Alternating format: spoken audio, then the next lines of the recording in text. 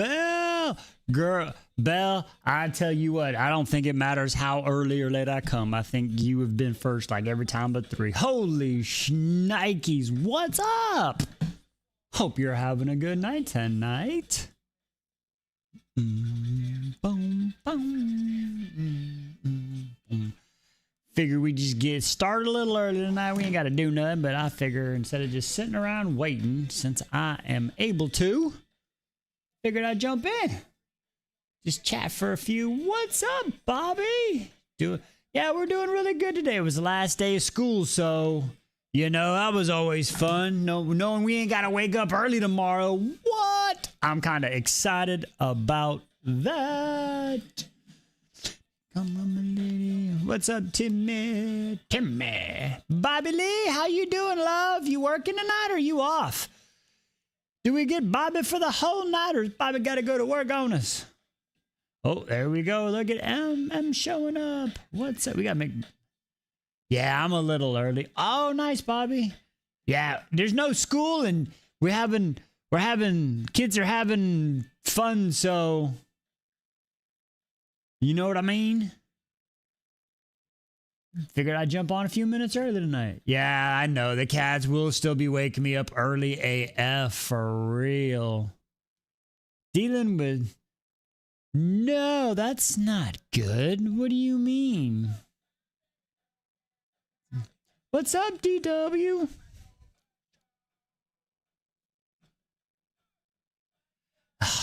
The fact that this song is a song about depression is so mind-blowing.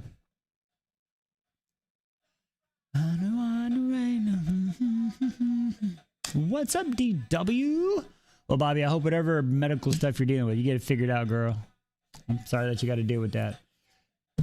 Is that Dr. Lego? Yeah.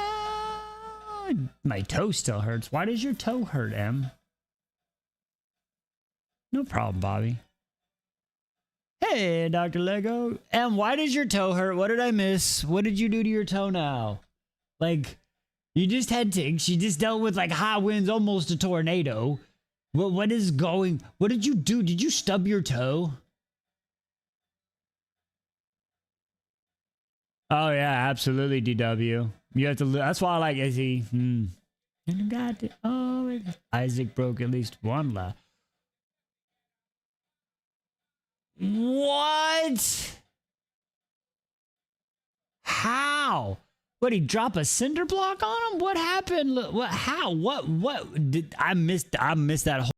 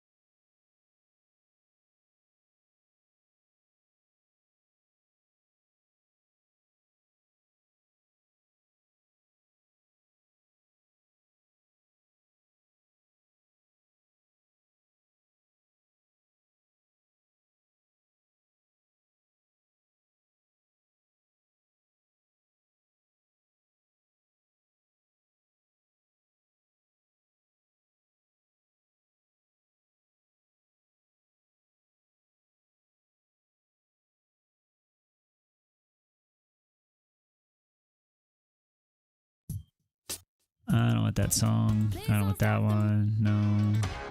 No. No. I don't know what I want. I don't know what song I want. Anybody want a certain song?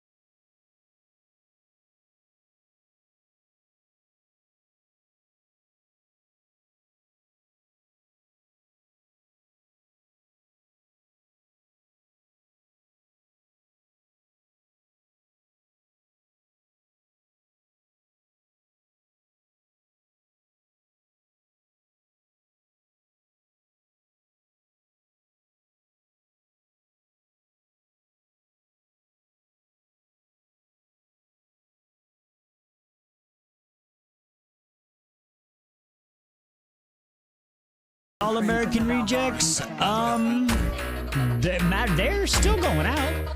They're still doing their thing. There's a church here that drops a toilet off on your lawn and you have to pay them to remove it. What? I'd remove it myself. Like, how can I not remove it? I'm so confused.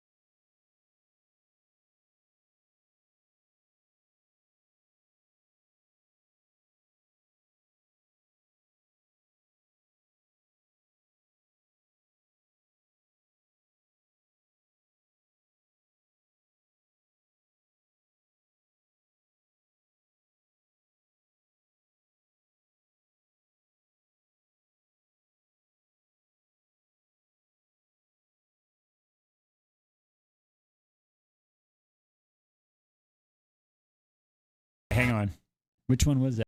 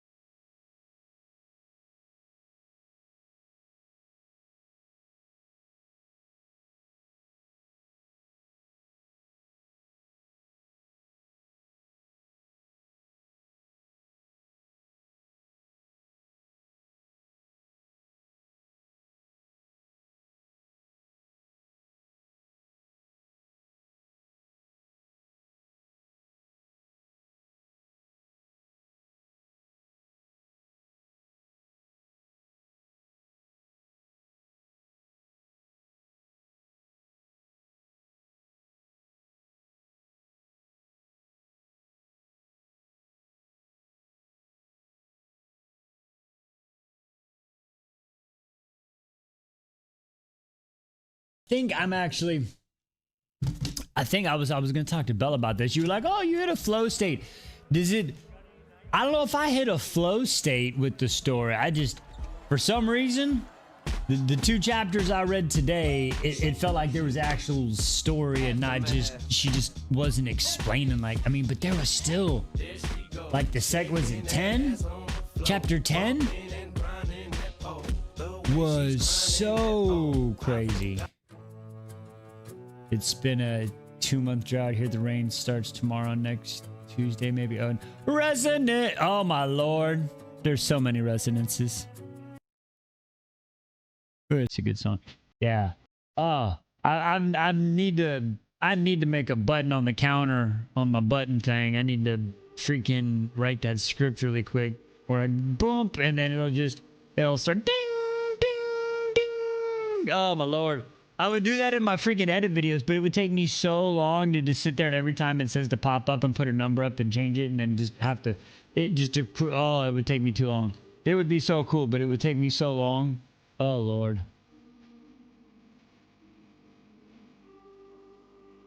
Oh. Like up. Let's find out while we're waiting around. Let me go to let me. I googled it. No one has counted yet. Hey, Pixie, what's up? Oh my lord, that's funny. That's funny. I don't know why that word. I don't know why it's that word that pops up. But that okay. So I just pushed it, and okay, it highlights it. It gives me the memory. It gives me the definition of it. I can look. Okay, more options. Share, report content error. No.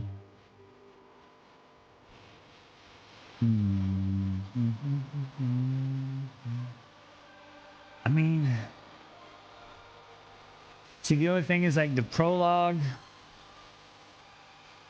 with I think, yeah, I'd have to start over. I could probably do that. I could honestly do. I was gonna say I could do that tomorrow in the school line. I'll just go back and just reread the beginning and just start counting the words. I just gotta look for that word. I don't actually have to pay attention. Maybe I'll figure it out. I'll figure out what the exact number is, and then I'll try to catch up. I'll figure it out. I don't know. Maybe I'll ask. Maybe my kid wants to make $10. What's up, love? Your phone is her phone is tweaking. Control F on a PC. But I don't, it's not a PC, it's on the Kindle. I know Control F on a PC does that. I don't have a file on the PC. Guess I can put it there. Go figure. I don't know who that is.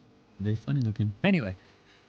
Boom, boom, boom, boom, boom. Okay, so let's see. What do we got?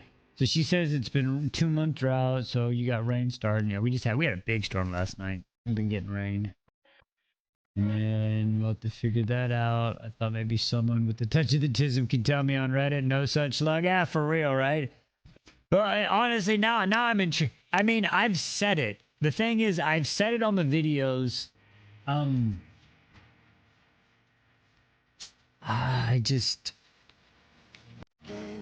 I don't think we'll have a true number because the lives aren't...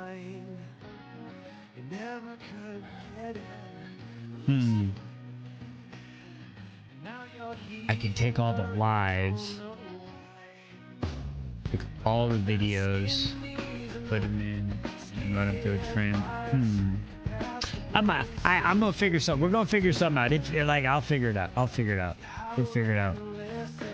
I don't want this song right now. This song, I'm not feeling it.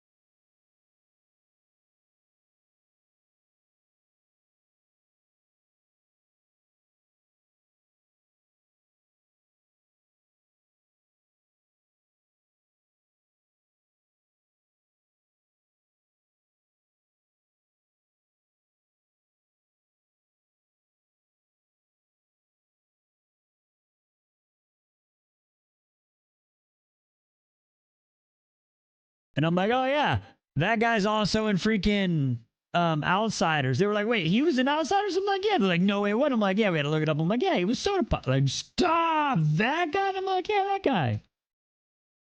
Like, quit playing. I'm like, no. They are. Yes, they are. So, yep. They are. Yeah, they go. And the cool thing is it'll be Liz Face's senior year, so they get to do 1 year school together. She'll be a senior. They're the freshmen, so that's cool.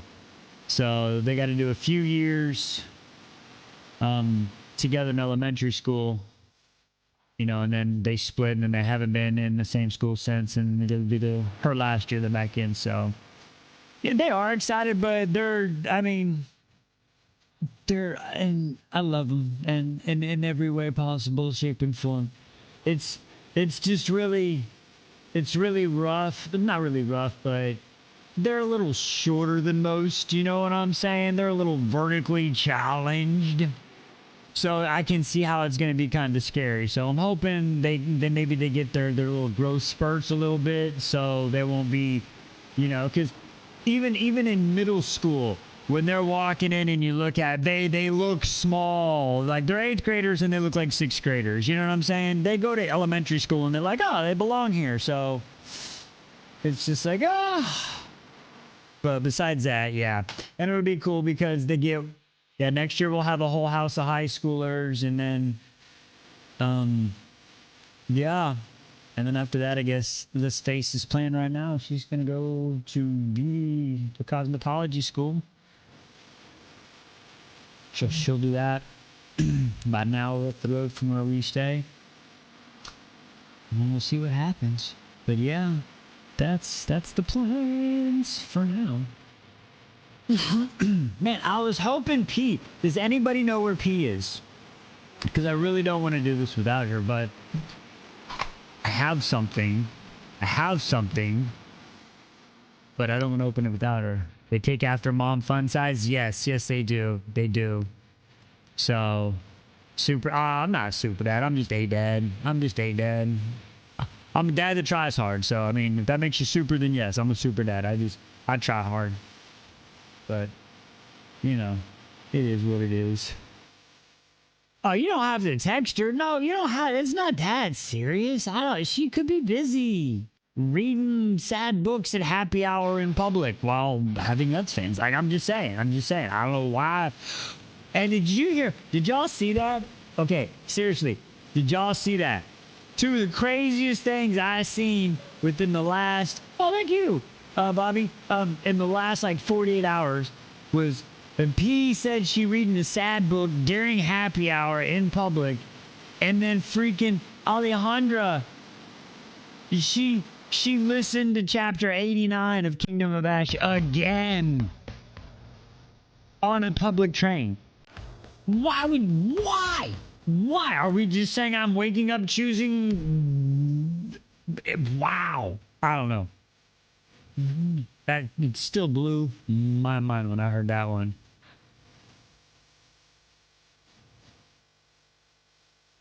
About what life can be. In the streets.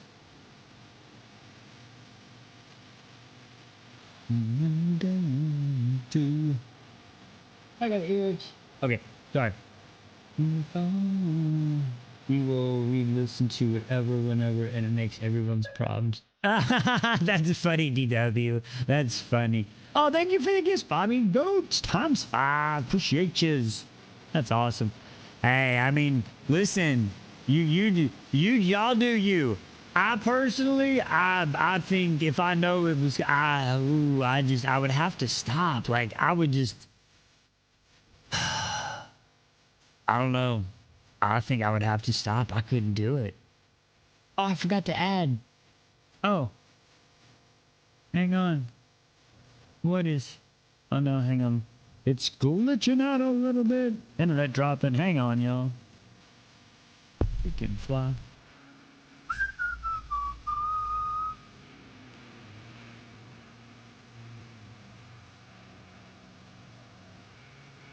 It's been my honor in the waiting room in a doctor office. That's wild, Belle.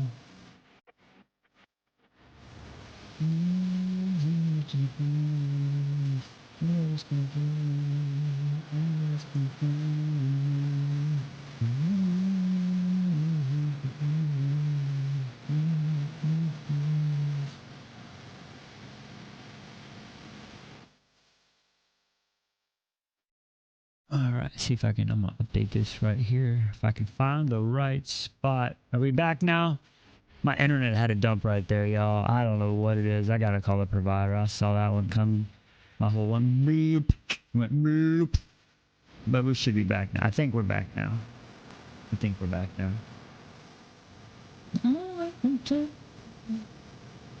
What did it say? I gotta check because I got an update today.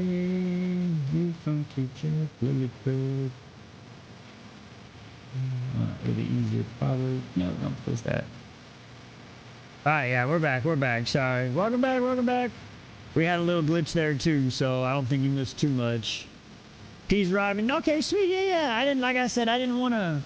I know she might be busy and stuff, so I don't want to press her, but I believe this is a package from her. 137. We're at the one. Nice. So crazy. Oh, I was gonna change the song. Hang on. We're gonna go ahead. I gotta update this really quick. 137. There we go. I was gonna do this song. We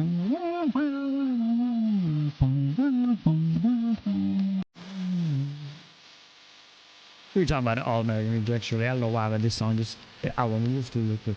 All right, so cool. Yeah, she's thank you for texting. You didn't have to do that. I appreciate that. I don't want her to feel like she had to come. That's what she's doing. Anyway, digressing. So let's see. Okay, Dev, New York. Yeah, we were talking about crying. I don't know why. How do y'all do that? Like on the subway? Ah, that's crazy. That's wild. I still don't understand why y'all put yourselves through that.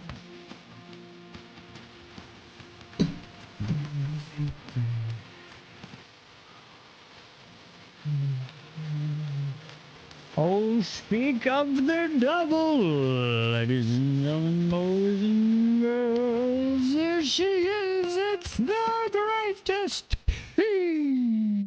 What's up, girl? All right, we was waiting for you. I was waiting for you, P.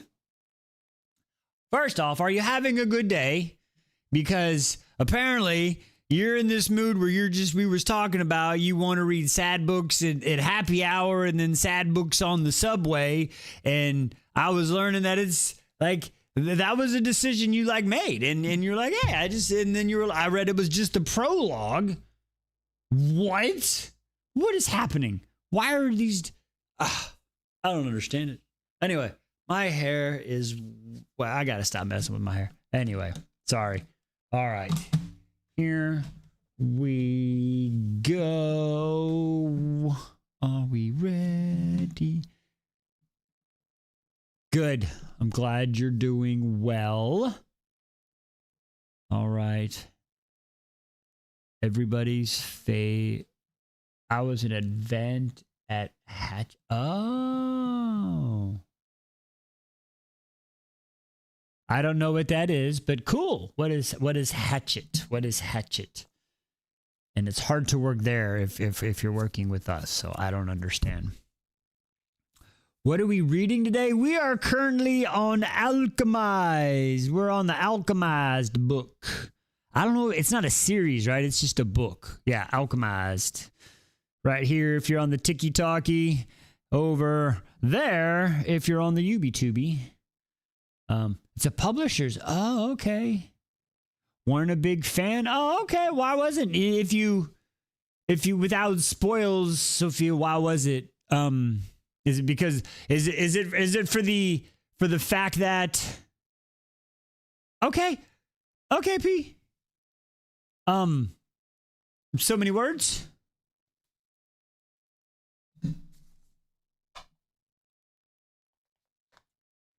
We'll wait for P to come back and do that since she gotta leave. I don't want her to wait. Bum, bum, bum, bum, bum, bum.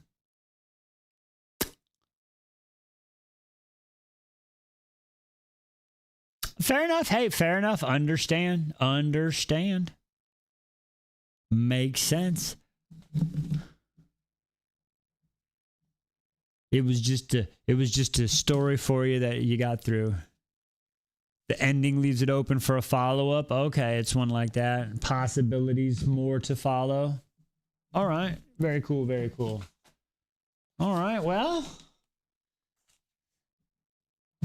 I don't know. How long is P gonna... She said she gotta leave, but I can't stay. So, wait. That's fair, Sophia. It's pretty hard for anything to follow through. P, do you have enough time for me to do mail call? Or would you, yes, mail time. Okay. That's why I didn't know if you was ready for... Okay. Got you. The mail's here. I wasn't sure if you had time. Here's the mail, it never fails. It makes me want to wag my tail. When it comes, I want to wail. Ha! Alrighty then. I haven't opened it. I just pre-sliced the box. Packaged very, very tightly. Yes, I figured that's what it was. All right, so we have a thank you. Ooh. Smells. Wow, open the box and the odoriferous emanations are emanating in odoriferous. Ooh, that is very nice. Okay. Scented character card. Wonderwick Price. Okay. Ooh, lilac nutmeg. Interesting. All right. Ooh. Oh, wow. It's so fancy. It's got fanciness. Hey, this little bag, you know what? You can put your rune in here when you're done with the candle. If anybody needed to know, you can put your rune in these bags. It's very handy. Ooh. Speaking of rune, it brought rune in a bag. Oh, shit, son. Rune Dannon, Crown Prince of the Valbarian Fae. Okay. All right, here we go. All right, we're going to open this up. All right, we're going to open this up at the same time because you know it's the only way to do it. Oh, are you ready to go? Rune Dannon, Crown Prince of the Valbarian Fae. That smells like rune. That fucking smells like rune. That smells how rune should fucking smell, y'all. Listen, I'm a straight man. I'm a straight fucking man. And that's how Rune Dannon would smell. Wait, I want to smell rune. That's how rune would fucking smell. Ew. Oh, shut the stop. Wait, just stop. You That's not my kind of scent. Oh, girl, that's what I used. It's not my kind of scent. But I can see why you like would it. you please go get your mother? She's cooking. Oh, she's in the middle of Go. I will bring this to Go her. take her to that. And again, go ask your mom if I did not smell like that at one time. That fucking smells delicious. If I tell you what, if I wasn't Rune fucking Dannon, I'd tell you, thank you, P. That is fucking divine. That's fucking divine. Like it's still sitting in my nose. Like it's still there. I can... Bobby, thank you for the lightning bolts. Thank you. Holy, that's divine. Y'all got to check that out. Ooh. She said, why does it smell like aqua? And also that she did say that is what you used to smell like. I'm telling you. Oh, my Lord. Holy, that's fucking amazing. So, oh, that sucks. So it was running out of there. They're using the stuff, huh? Oh man. That is amazing. Okay.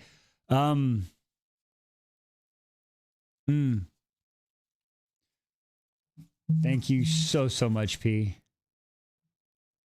Oh, that's amazing. That does. Yeah.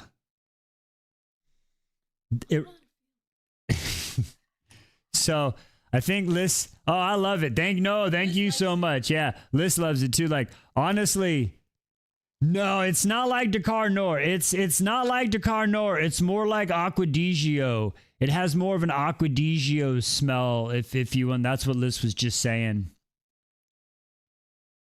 Yes, it's like that. Yes. Yes, it's the yeah, yes, P. That's fucking legit. Like I want to take a bath in it. Ah, man, that's fucking like legit. What's up, babe? I'm sorry. No, you're fine. That man, like I'm bringing memories. It's bringing memories back. I sent you a gift arriving tomorrow. Can you promise to use it as soon as possible? That's all. Like, for real, that did sound so ominous. Like, I mean, yeah, yeah. So it's like perishable or something? And she's, thank you, Bobby, for the gifts. I mean, yeah. Yes.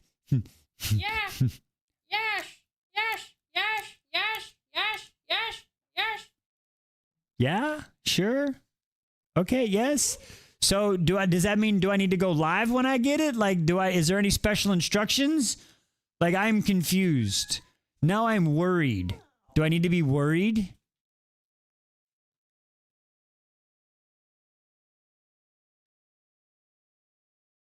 What? Everyone on next street is the poet. You're funny. You're funny.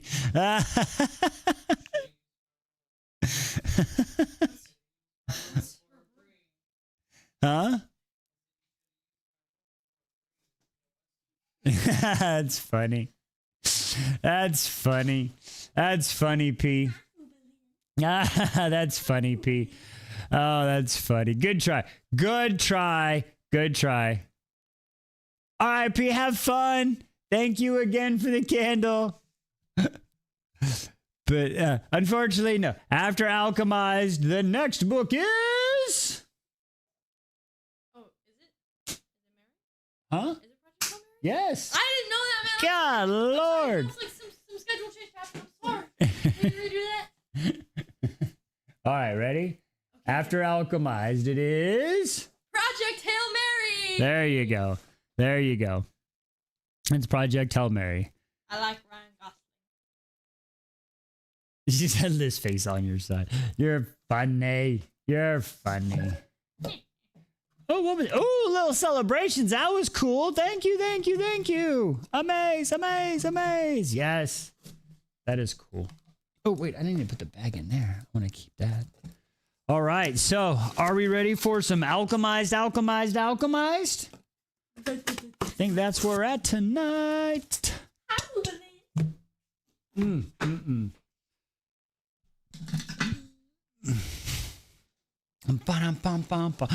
Resonance. She said, y'all are funny. Y'all are funny. Not much, Samantha. We just been chilling out talking. And we're about to start reading for the night, actually. We're about to do our chapters of Alchemized. That's about all that really has happened tonight. Honestly, not much. I'm low on resonance. I need to go back. Or tomorrow, I need to find some way to figure out how to count up the first 10 chapters of resonance. Or just... I've got the chapters I did.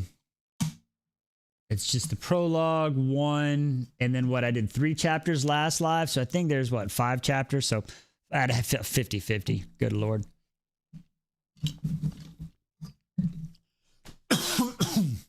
Oh, that went down the wrong pipe. Excuse me. All right. It is story time. What's up? What's up?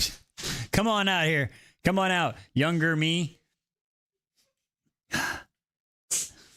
There you go. This is her impression of me, I guess. No. Is this your impression of me? This is my tired dad outfit. Exactly your impression of me. No. Tired dad. No. Except you just have the soul patch, not the full goatee. I mean, No, this is my look at the tired outfit dad. you're wearing. Hang on. She says tired dad. Hang on. Hang on. Back up. They gotta see the pan color and everything. Let's pull it out. She said tired dad, but it's not me, guys. What are you talking? It's not me. This is Come just a on, coincidence. get out of here with your nonsense. Hey, whose beanie are you wearing? His. Yeah, exactly. Get out of here. Get out of here, you knucklehead. Yeah, she says it's not after me. It's not after me, though. All right. It's just my tired dad stereotype. Tired dad. So I'm a stereotype of a tired dad. You're not winning this argument. The hole's getting deeper, folks. I think if there's I might have to stop wising, Dad. You're funny. You're funny. You're silly. Thank you. She is adorable. She's the best. She's the best. I think if there's a way to get the file from the Kindle onto the computer, we could control F it. You know what I mean? So tell Mr. Raz you want. I mean, I could tell him I don't know what good it's going to do you, though. I mean, I'm pretty sure y'all would be some kick-ass parents, though. I tell you what, I'm pretty sure y'all would be some kick-ass parents. See twins run in his family? You ready for this? Never, ever have there been twins on either side of our family. Never have there ever, at least that nobody knows of, that we've asked and can remember. Never has there been twins. Boom, baby. Wise and Liz said, we tearing this shit up. Boom. Apparently. Don't drink a Red Bull before sex. It gives them wings. Woo! I'm just saying. Good Lord. But if it get ready, it could happen. It could happen. And if it happens, it'll happen. His mom is a twin. His grandma is a twin. Wow. Okay. Well, Chris, I'm just gonna say, hey, listen, live the life the best y'all can. When it's time, it's gonna happen. When it's time, it's gonna happen. Listen, when we were like, okay, it's ready. After we decided we were ready to try for our second one, we were like, okay, we're ready. Everything is good. We're in the right place. Our minds are right. Our marriage is in a good spot. We're good financially. It's a good time. All right, we'll start trying. Bam, first try. A week later, I'm like, oh, Lord, she's no way. I'm telling you. So just get ready. When it happens, it'll happen. All right, so let's see. Where are we starting out tonight? 16K. Y'all get 3 wheel spins. Well, I'm going to start y'all with 3 wheel spins already, but we'll get that. I want to get started on the reading so I can get into flow state. So you're going to get 3 spins plus whatever you got. Okay. So get 3 spins. All right. So already 3. You're started 16K. And as always, the record, 151K. I know we don't got a lot of people here tonight, but 151K gets a brand new button, 75K. I will make sure I get a old button revamped in time for the next stream. All right. Here we go. What are we reading? Alchemy. I forgot what we was reading for a second. I was about to just, I'm about to start saying the Ashen series. I don't know if y'all heard that. Wow, okay. Ha! Alchemized Chapter 11. I think, if I'm not mistaken, we don't have to worry about anything until Chapter 15.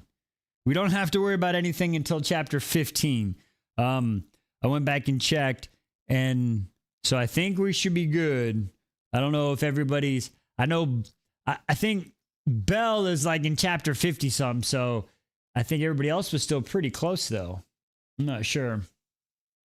So I think we should be good. If I notice things get kind of sketchy, we'll watch ourselves.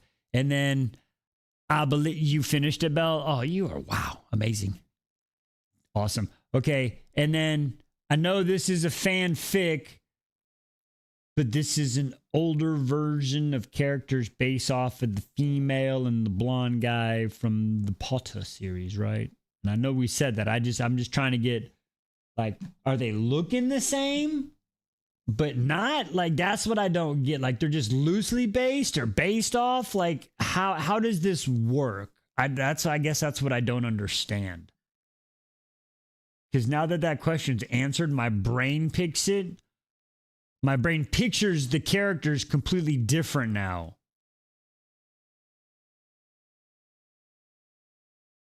Loosely. Okay, so it's not, okay, so I don't, okay, I can go back to the other images in my mind instead of, because once I answer that, for some reason, like, everything just freaking flipped and I'm like, oh my God, it's looking weird.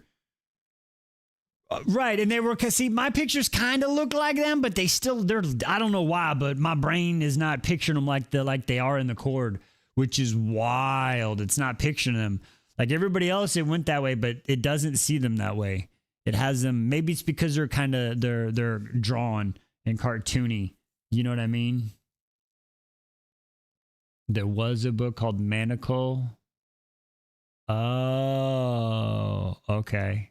That's the one some people say before. Okay, gotcha. Okay, so it's like okay. I think the difference between the pics and the cord, maybe just from the like the drawing to what my mind sees. I don't know, but then the author published Alchemized and had to change things to not getting sued. Got it. Since you went public publishing for the whole likeness thing, I got you. It's like a 1-to-1 Draymond, but alchemized, which is redone manacle. Okay, cool. Okay, well that helps. She's now getting paid for it. Right. Okay, that makes sense. Getting paid for it. Yeah. Can't use somebody else's work. Blah blah blah blah blah. Yada yada. Okay. Makes sense. Y'all smart. See, y'all smart. I'm sorry y'all gotta explain the way the book world and shit works, like these things. You know, there's new things. Their books of law. Okay, cool. Interesting. All right.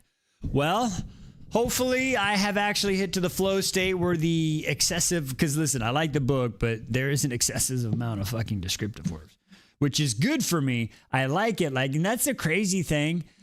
Is I feel like when I have to talk about it so much, is like, I don't like it. I like it because I understand it, but it's just so much. And then I don't feel like there was a plot. I don't know. Maybe if the chapters were shorter and they weren't so drawn out, it wouldn't feel like it was so much. Maybe that's what it is for me. I don't know. Anyway, we'll figure it out. Wise digress. Timmy, why are you letting me ramble? Okay, you're okay. I know. I'm sorry. All right, here we go, folks. Alchemized Chapter 11, a wise retelling. You wouldn't know unless you were a Draco Hermione. Gotcha. Well, I appreciate y'all. Explaining is what y'all are here for, and failing is what I'm here for too. No, I'm just playing. I'm sorry. I know y'all hate when I do that, but I'm sorry. It's funny. Okay. Chapter 11. Let's see if we're still in the flow state. Let's do it. All right. Helena. Hermione to Helena. That's a wild change. All right. Helena knew she was about to be dragged out of the room. Oh, that's right. She was in, hang on. Yeah, that's right. She was in the room she jumped in. That's right. Okay, yeah. She was in the room she jumped in. But rather than stand, she turned back to the array, wanting to unravel at least a fragment of it. Her life was incomprehensible mystery enough. Fucking Viking. God damn it, they scored again. All right, sorry. Rather than pull her from the room, Ferran came and stood watching as she tried to make sense of the symbols on the floor. After failing it once, she tried the next and then another. It took a minute before she realized that they'd all been meticulously defaced and obscured of any trace of what they'd originally been. Unsolvable puzzles seemed fated to be her primary occupation. She looked up at Ferran in resignation. He was glaring at her. It's impressive how determined you are to be difficult. Were you expecting something else? She asked with a loose shrug. He didn't answer, but there was a hardening fury visible around his eyes. She stared at him, calm enough to glimpse at what was beneath. A sea of seething rage. There was something about this room that he seemed particularly adverse to. If she was lucky, maybe he'd snap her neck. God damn. She really wants to delete herself, man. She looked over towards the cage. Keep a lot of people in cages, Ferran? His jaws clenched, throat dripping as he swallowed. Only you, he said, glancing around the intricate iron interior of his ancestral home. Haven't you noticed? Helena's lips curled and she stood. She'd hoped to needle him, but he'd already seen through it. Better to behave so he'd leave her alone. She walked out into the main hall, expecting to find the Necrothal waiting, placid as always. Instead, the woman was all the way across the room, clouded eyes wide as if in fear. The Necrothal's lips moved, mouthing something silently as she looked at Ferran. Cain. Helena realized. The woman was saying Ferran's name over and over. Ferran gave a sharp flick of his hand and the woman fled. Helena watched her disappear, feeling a vague sense of guilt. Don't hurt her. She schmed, Ferran said coolly. As he closed the door, she heard it lock from within, and the iron in the wall screeching, warping. The door would not reopen for anyone without iron. Resonance! 1. She can't be hurt. He said it almost gibbly, but Helena suspected he was not as indifferent as she tried to appear. Helena rounded on him. Why keep them? He shrugged. It's hard to find a good staff nowadays. Her eyes narrowed. How long have you had them? His mouth split into a grin. Interested in keeping a few of your own. I doubt necromancy would agree with you. She lifted her chin, watching him archly. You're avoiding the question. He flickered. His eyes flickered. But he shook his head. I've reanimated so many I don't keep track anymore.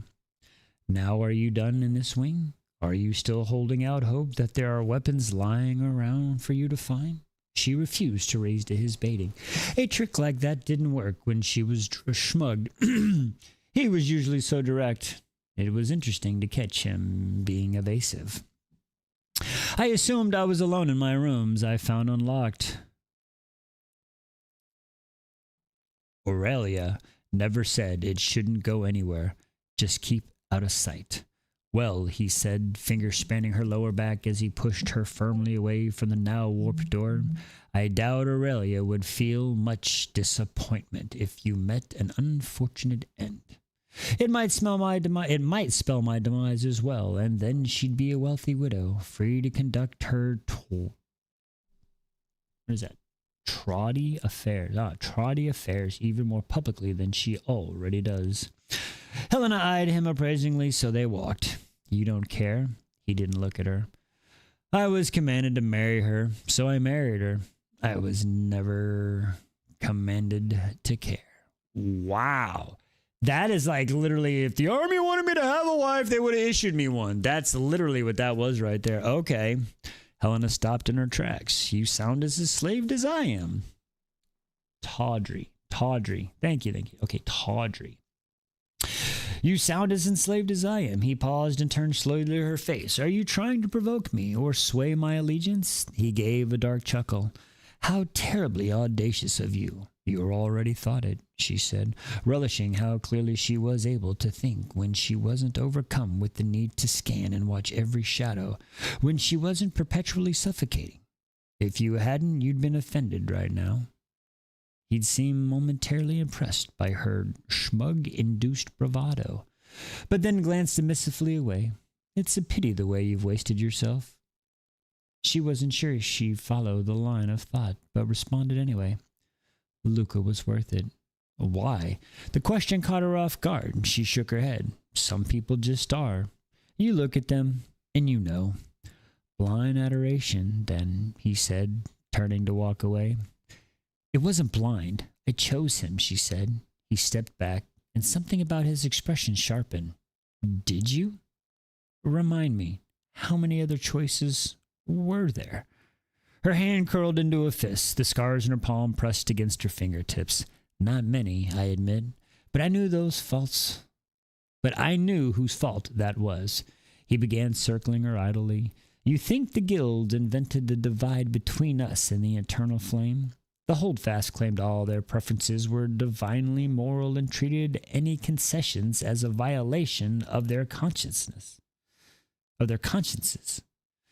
Wow, that was a fucking tongue twister. Where exactly did you leave the want and needs for the rest of us, when anything we wanted became a sin or form of vice simply because it inconvenienced them for us to have it? All we did was become what they'd already convinced themselves we were, ignoble and corrupt. He stopped, hands clasped behind his backs. You think it was an accident that you hated sponsored students like you? If we hadn't, how would they have kept you so lonely and desperately grateful to them? She shook her head. It wasn't true. The guilds were the ones who started it. Luca had always tried to see the best in everyone. To him, his family responsibilities were a weight that he'd had to choose but to accept for the sake of everyone. He tried to solve the problems that plagued the city, but none of the solutions were ever good enough for the guilds.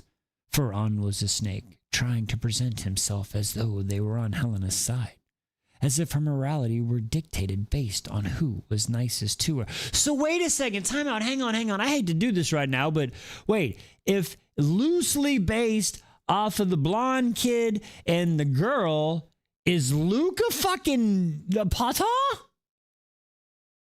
Is that Luca?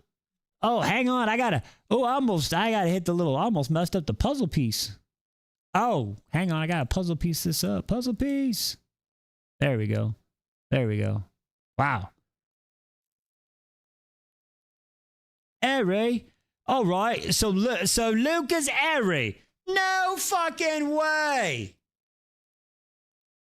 Who the fuck's Ron then? Is Ron Eric? Is Ron fucking Eric?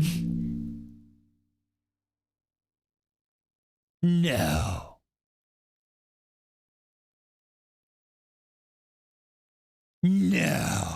Fucking stop.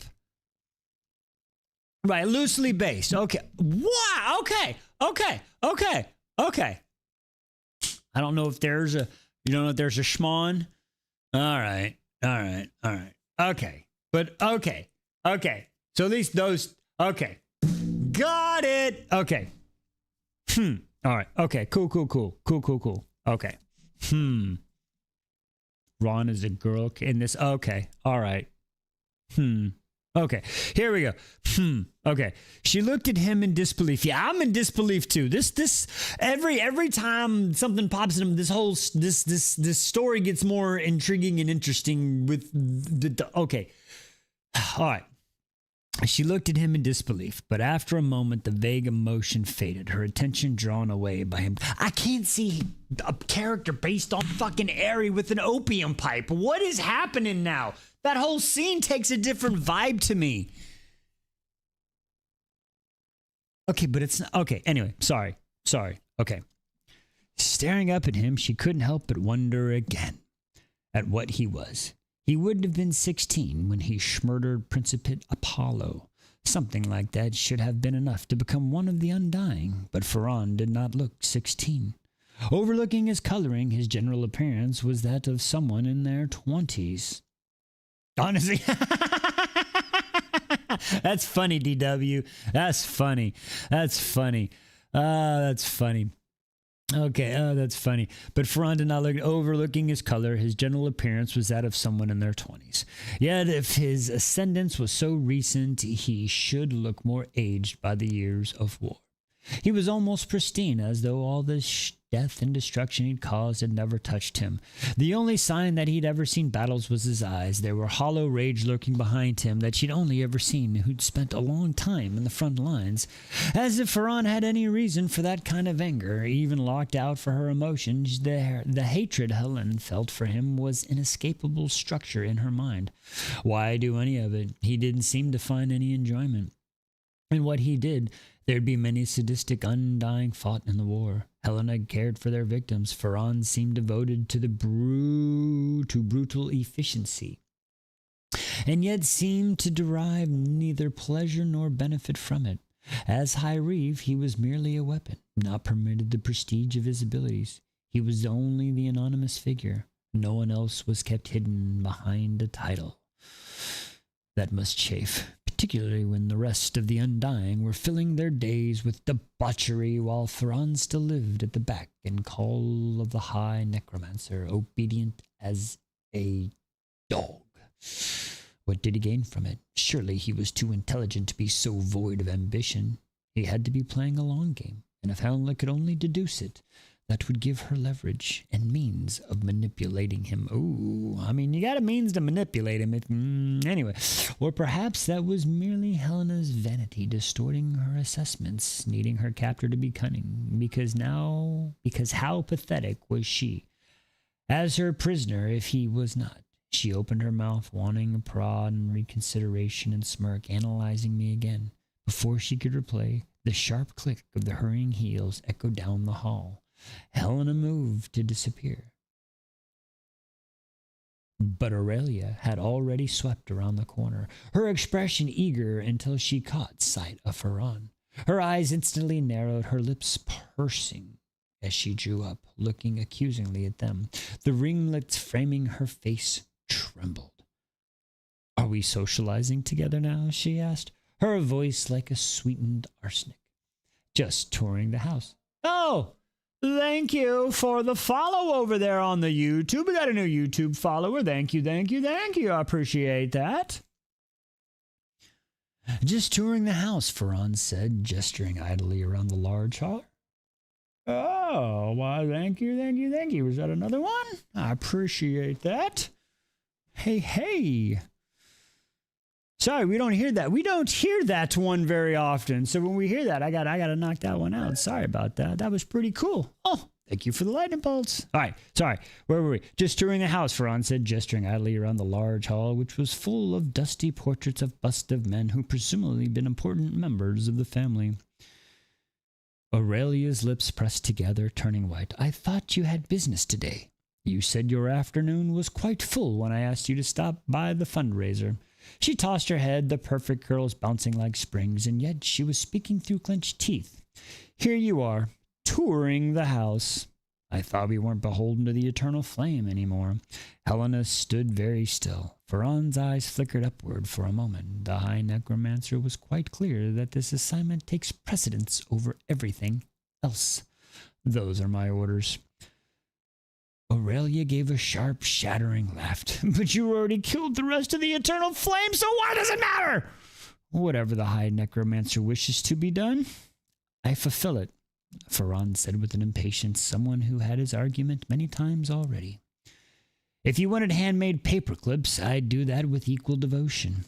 He wasn't even looking at his wife anymore. His gaze passed over Aurelia's head, staring at the mirror that reflected himself and Helena. "Ah, and that's supposed to explain why you spend so much time with her, and when you're not, and it's the thralls following her." Aurelia scuffed as if she'd disappeared otherwise. The cast of hatred glared at Helena.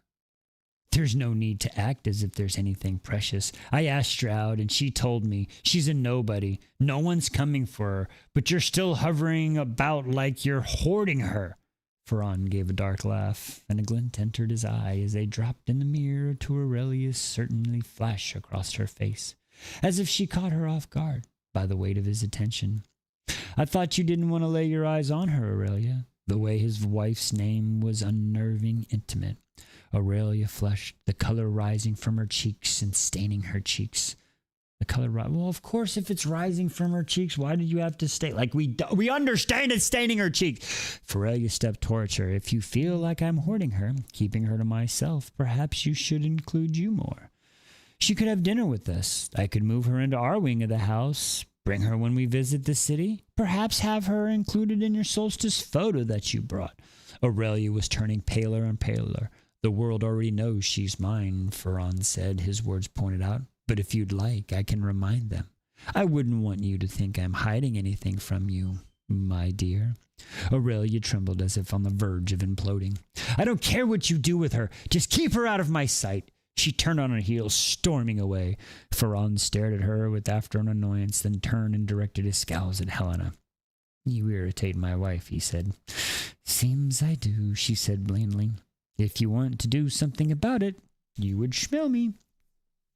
He snorted. Amusement lightened his face for an instant. Those tablets really do a number on you.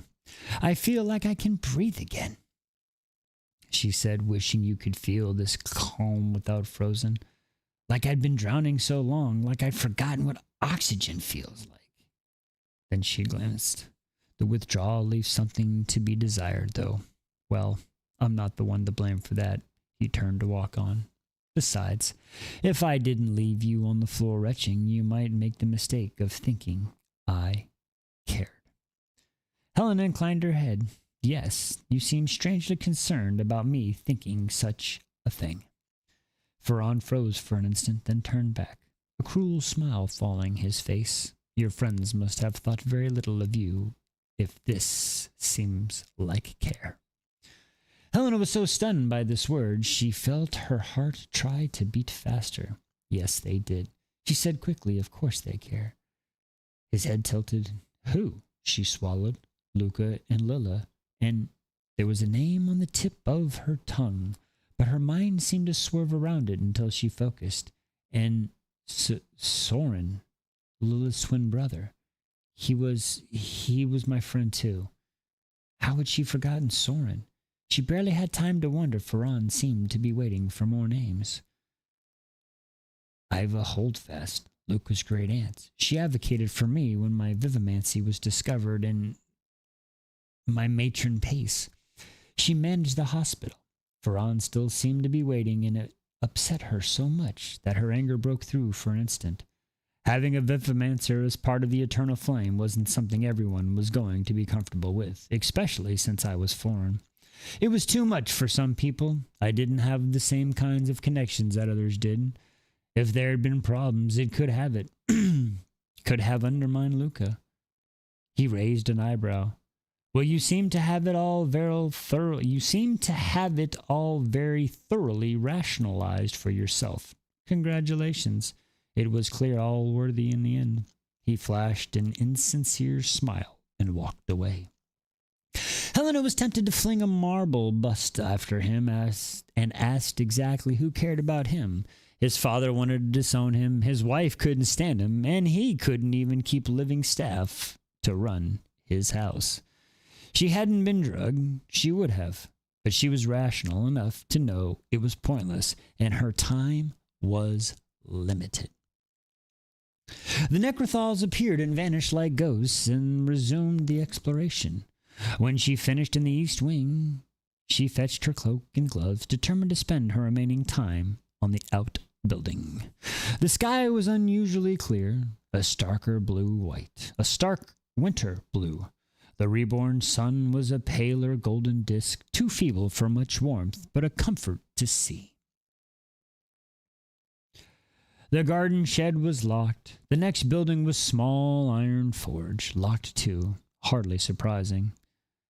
So were the connecting storehouses. She tried the stables, feeling the eyes of the Necrothals on her as she tested the large sliding door and found them locked. She tugged at them a few more times, wishing they'd give. She'd always liked horses. They reminded her of donkeys and Etris. They were always nuzzling in people's pockets and their velvety noses looking for treats. Animals were rare in Paladin's Islands. The city was so dense and multi-level there was no place for them except as pets, and there had been no pets at the Institute. The high roads became Bum, bum, bum, bum, bum, bum, bum, bum, bum, bum, bum, bum, bum, bum, bum. Sometimes it does that. It like skips 3 pages forward. Like I think I double hit it or something. I don't know. All right. The high road became exclusively for motor cars and lorries, and the horses were only brought to the city for ceremonial events and parades. Luca had a handsomest white distillery named Cobalt, who loved carrots but hated the city, and he always had taken back out to the countryside as soon as the summer solstice parade passed. Luca had told her that if she ever visited their country estate, they'd go riding. Helena tried a smaller stable door around the corner, and it was surprised when it opened. I swear, if the story of that horse does not come back and make sense, then I'm just gonna say I better hear some about that horse Cobalt later on. I'll be like, why do we have a whole page and a half of it? Helena tried a small stable door around the corner, and it was surprised when it opened. She slipped inside. The sweet smell of hay filled the air, and another scent she couldn't place. She squinted in the dark. All the stalls seemed empty, no stomping or sorting greeting her. She clicked her tongue and heard shuffling at the far end of the stable, the sound of something very large getting up. She clicked again and heard a deep, huffed breath, but she couldn't see anything. "Hello," she said tentatively, stepping in a little further in. The door behind her swung wide open, bright lights spilling in. She expected Ferran, but it was 2 Necrothals from Central shoving their way in. A snarl, almost a roar, rolled through the darkness. Every hair on Helena's body rose. There was the sound of heavy chains dragged, another snarl, more furious than the first, and Helena saw what was in the shadows. An enormous creature was black as night, lunged towards them. It was a wolf! No, bigger than a wolf. It was larger than an dysteria. I guess that's a horse. So immense it seemed to fill the stable.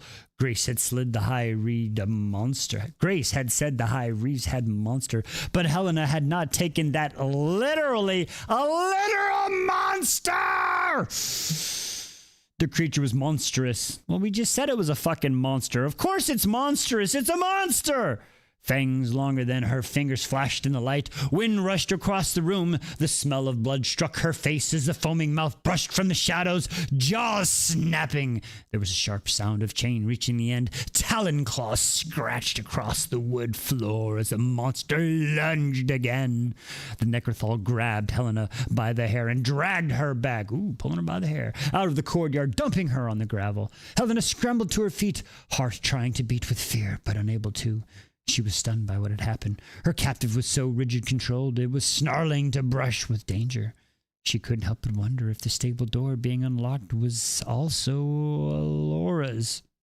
Aurelia's doing. The creature was still snarling, and then the low gust howl emerged in a sound, moaning wind. She caught her breath and looked back at the Necrothals, who both stationed themselves in front of the stable, watching as the creature inside quieted. She moved away. The next building was small, geometric one. Helena tried the door. Why are we? And let's open a more door. Hello, what are we doing? You almost got yomped by a fucking giant creature. I'm gonna go open some more doors. The stupidest shit I ever heard. All right. As soon as she saw the interior's 5 walls, she knew what it was. A chantry. She stepped inside, letting the door close behind her. Helena had always shrugged with the rigidity of the northern religion, but now, at the end of everything, there was a bittersweet to place things like this. Pallida had been a culture shock for Helena in many regards. In Etruss, gods didn't require believing in many the mountains did. They existed. The person accommodated them respectfully and sometimes made little offerings and prayers requesting favors, but the gods represented facets of life on Etruss, not purpose itself. Things were different in Pallida. The ancient gods were said to have required blood for their sacrifices. Well, of course. Soul required life itself, lived out in service to him. Northerners were expected to devote their entire moment to ritual sacrifices so that the deaths of their souls might ascend to the heavens. Everything revolved around what Soul did and did not allow. Luca had tried everything to earn the favor of Soul had extended to his forefathers. He possessed the alchemy gift. the alchemical gift, sun-blessed like the rest, but he never received the miracle his ancestors had enjoyed, which had ensured their triumphs in battle and the riches of the rule. Luca would have given up all his gifts for one miracle, anything to bring war to the end. But his prayer was never answered, his devotion never acknowledged. He always blamed himself for that. If he were still alive, he'd pray even now. But the ritual word stuck in Helena's throat. Each wall was one of 5 gods of the quintessence. The radiance, unconquerable soul, giver of life, was at the center, flanked by the rest. The altar brazier that should have been burning ceaselessly with the flame from the eternal fire was cold. Its Amantinius? Amiantus, wick, dusty and dry. The Pharaohs had probably had a chantry built for their private worship and interments because that was something the upper class did. Although, given the number of spires decorating the house, it did seem the family had been religious at some points. Paladins loved decorating its seats of 5, even though their venerations and celebrations were primary for Sol and Lumitha. Okay. Along the walls there were dozens of stones and plaques bearing names and dates with the limited land. Paladinias kept the ashes of their dead for generations rather than burying them in the cemeteries of some countries did. Despite the visible neglect, the chantry was not entirely abandoned. One plaque was brighter than the rest, carefully polished. It sat beneath the altar of Luna, the lesser moon goddess, Edna Ferran, always beloved, a wife and mother. Based on the celestial date, she died during the war, 1785, 3 years into Luca's reign. She must have been Ferran's mother. Helena studied the inscription, finding it ironic. Isn't it ironic? Don't you think? However beloved Edna Ferran had been from her husband and son, it had not been enough to be granted the immortality they'd enjoyed. Then again, guilds always had been intensely patriarchal. Ironically, the one thing the guilds thought the holdfast weren't traditionally enough about was women. Girls had been welcome to study at the Institute for decades. There were female lecturers, instructors, and board members in the schools. It had been with Prince Penapollo's blessings that Layla Bayard had trained from childhood to become a paladin primary. The guilds, for all their talk of progression and equality and freedom from rigid traditionalism, had very specific ideas about precisely who deserved that equality and freedom.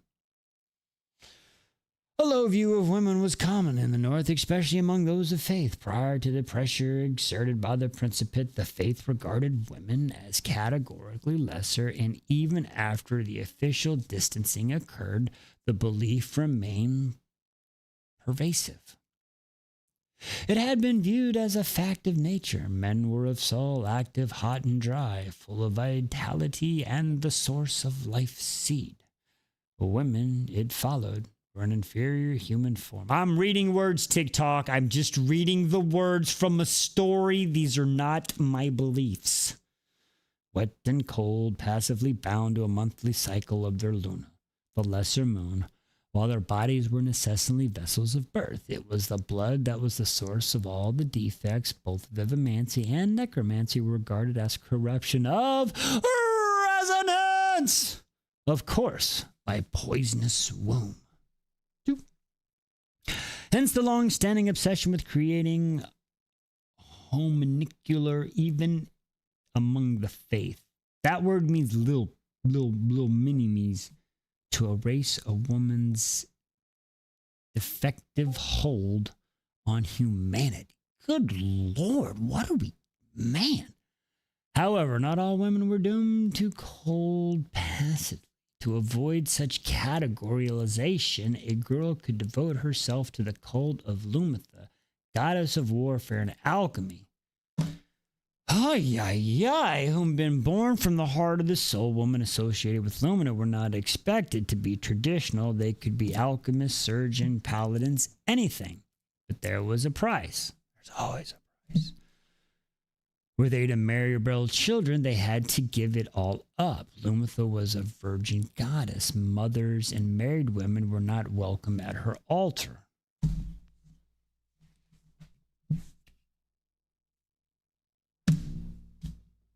stupid... When Helena was done exploring, she stayed outside despite the cold, watching the winter sun sink behind the mountains. The stars appeared in the night sky, shining briefly before the moon's rose. Luna first, a deformed quarter moon in the far horizon of a soft light ushering in a gentle twilight. The Lumitha rose. She was a waning crescent. But still more than double Luna's size, and so bright it hurt to stare directly at her. She ascended to the sky like a white sun, the constellations vanishing behind her until only the planets and a few stars remained visible in the black abyss of sky. Glimmers fine as diamond dust. God bless America. Wow, she got long-winded. She got a little wise on that one at the end there, folks. We was doing so good, and then she got long-winded at the end. Where are y'all at? 26K. So we're going to give y'all, that's to be 25. We'll give 5 total wheel spins. We have 5 wheel spins. We'll knock out some wheel spins because I need some. I'm so parched from the words. She's wild with the words, y'all. Oh my Lord! All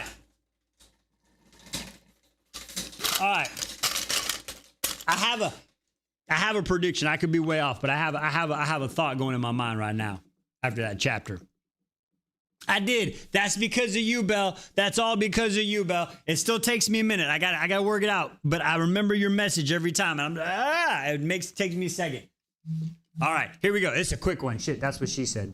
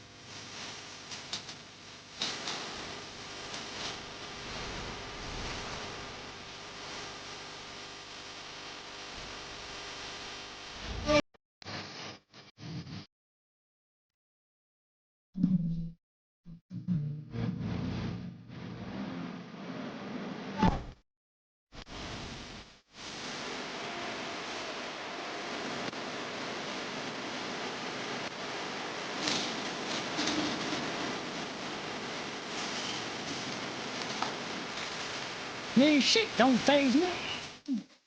All right. And the last one is... Oh, another wood. Woody. All right. The abs are not doing good, but the dive is doing. Was that 5? I think that was the 5th one right there, right?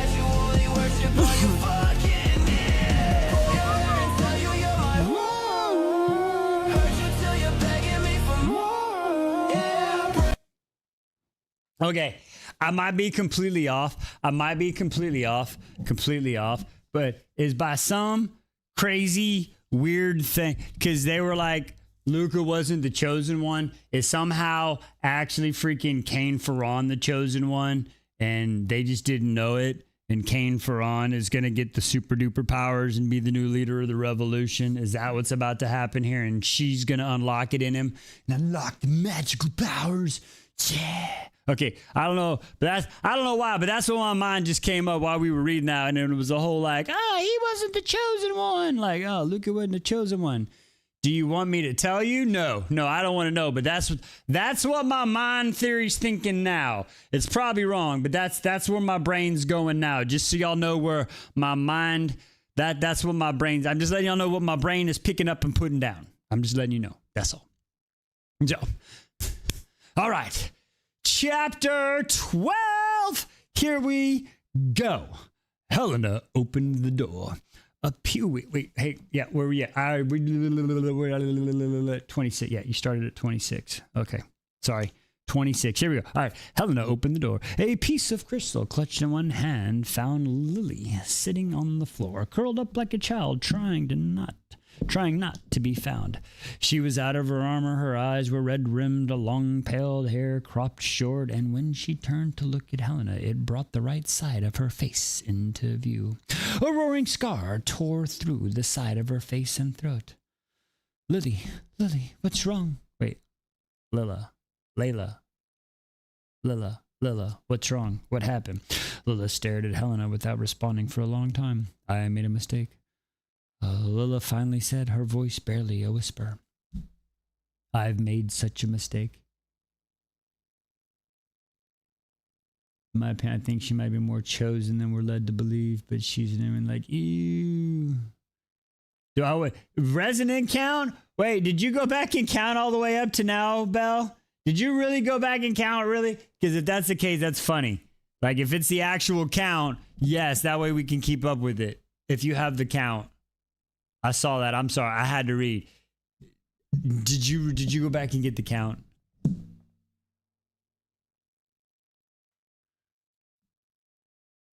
Oh, that's amazing.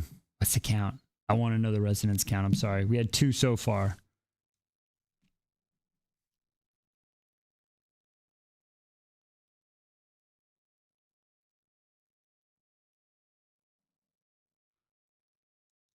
No sound detected. What do you mean? Tiki-taki, I'm talking. Oh, that's epic. Okay. That's amazing. Oh, we're glitching out. We're glitching out. Hang on. It said 380 times already? Stop. Through what chat? That's like the whole book, right?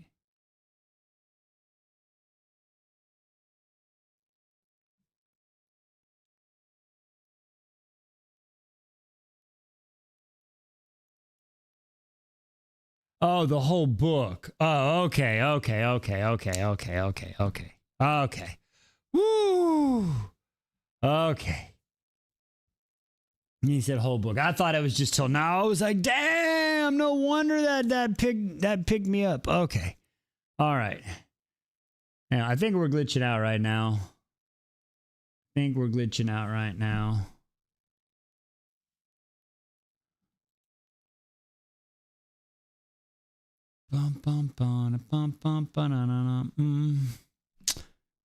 on.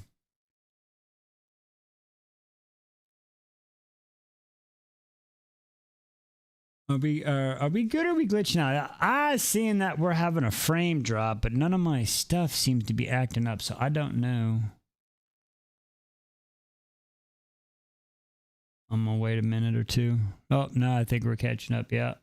There we go. Now it's starting to act up again. Oh, what is happening? I need to call the internet. Yeah, my internet's acting up right now. Yeah, internet's acting up. 1 second.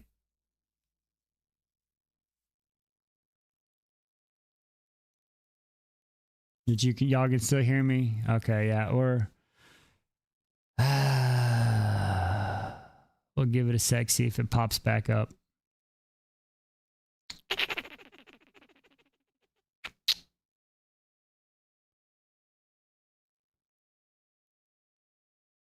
Or give it a minute or two. See if it's gonna pop in. Come on. It is not popping up. I'm still dropping frames. All right, well, let's see what we can do here. Mom and head spinning around and around.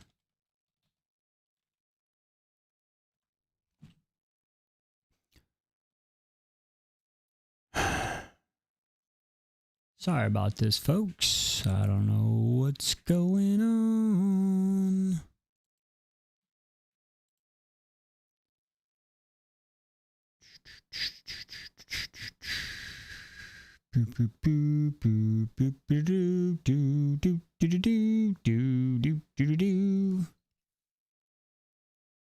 I've never had to drop frames this long.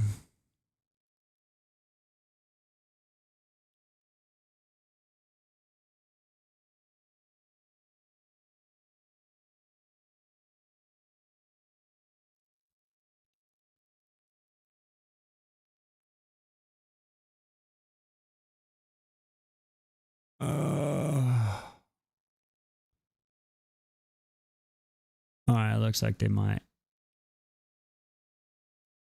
have audio, but the video frozen. Yeah, for some reason, I don't. Son of a gun. Well, froze and no audio.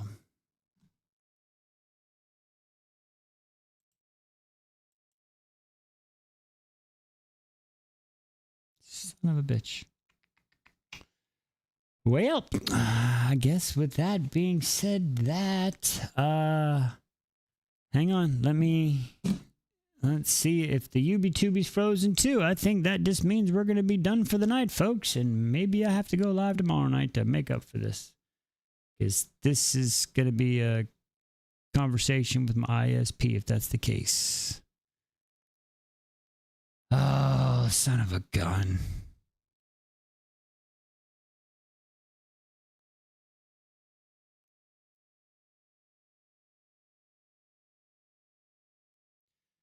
Thinks I'm okay on the YouTube. Oh man. Wise beyond the stories. Bum bum bum bum bum bum bum. All right, let's. Nope, that is a Sunday brunch one. I want to check the actual live. Excuse me. Dun, dun, dun, dun, dun, dun, dun, dun.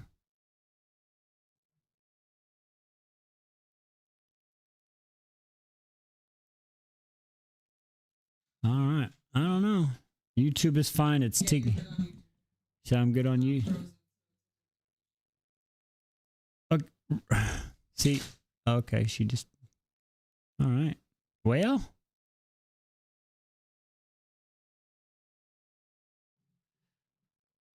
All right, everyone. I guess they're saying it's a tiki-talkie. I guess what I'm going to do is go ahead and I'm going to shut down the TikTok, and we'll see if everybody can switch on over to YouTube and see what happens for a little while, and we'll just go from there. All right. So for everybody here on the tiki-talkie, I want to thank you for coming out, stopping by, and we will see you next time. We'll keep this party going on the UB-Tubi. Until next time.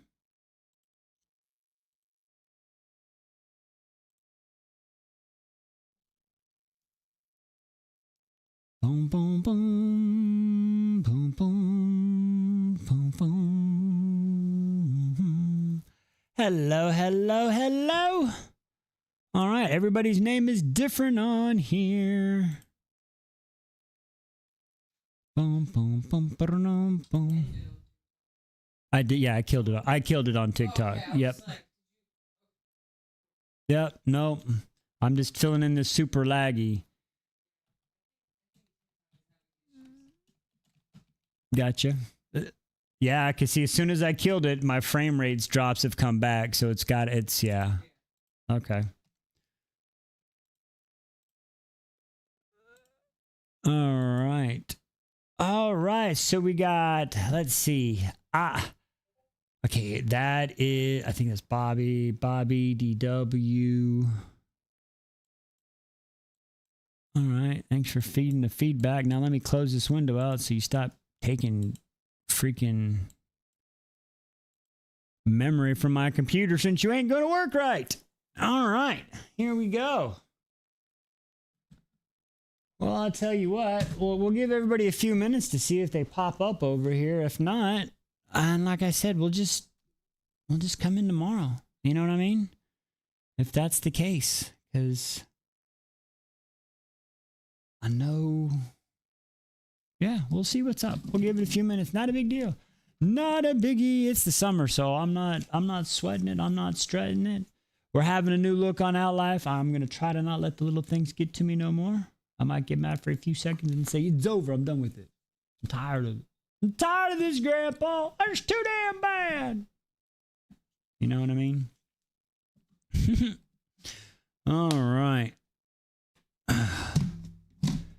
Head spinning around and round like the exorcism. Doom, doom, doom, doom. Get the hockey game back on. We'll give everybody another minute or so, and then if it just ends up being us three, then I think I'm just gonna go ahead and we'll pick it up tomorrow night. You know what I mean? Cause that's yeah. That's all I know what to say. Anywho, let's listen to some music while we wait.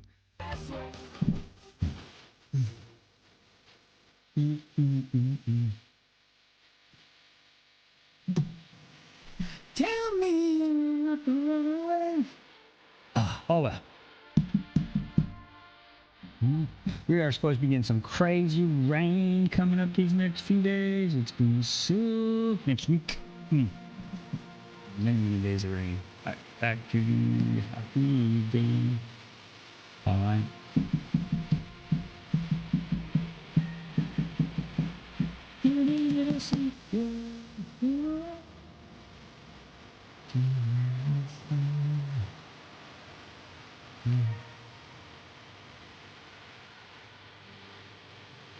So I don't have to go on the digital file in word search rather.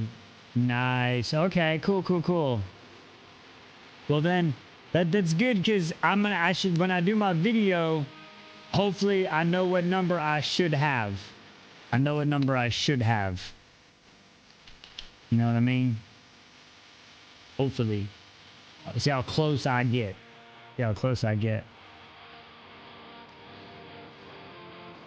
More realistic. Oh, okay. Hey, I'll go look at that right now since we're just kind of sitting here chilling really quick.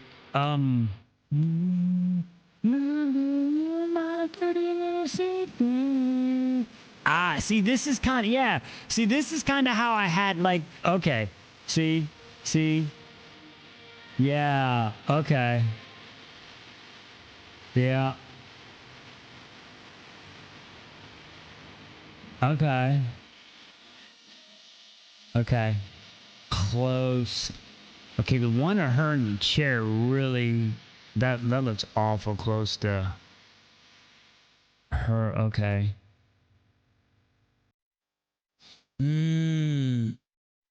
Okay, that one, I didn't have them like that.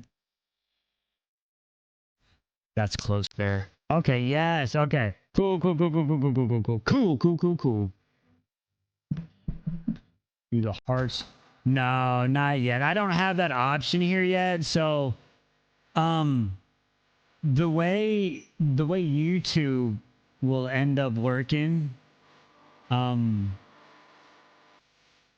when I get certain features unlocked, you can, from what I understand, you can then,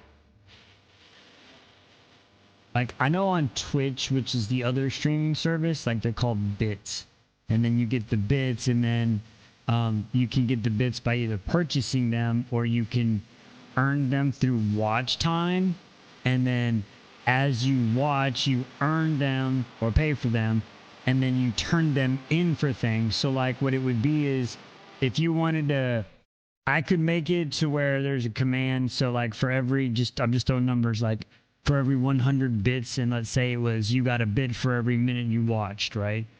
And then, so for every 100 bits or minutes, whatever it is, you could turn it in, and then you could automatically, like, activate a button.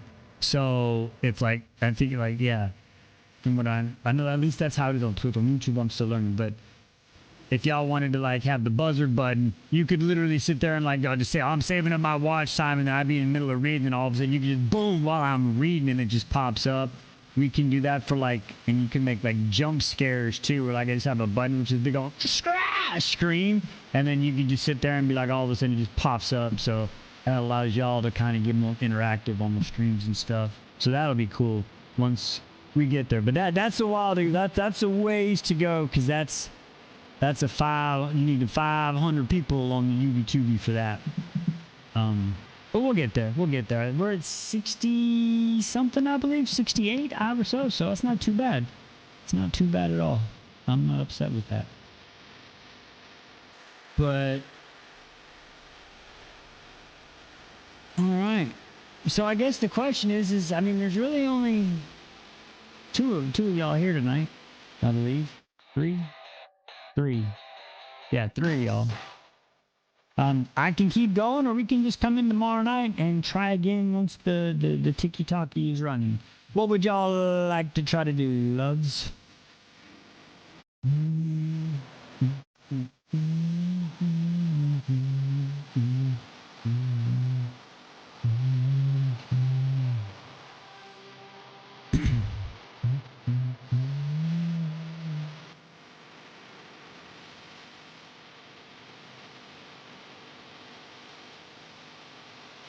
You haven't had this much free time for. I like it. I like it. I tell you, let's at least get 12 in. I'll tell you what, I'll at least do 12. I'll at least get 12 in. Let's at least get 12 in. I think that's fair. I think we should do that. Let's get 12 in. All righty.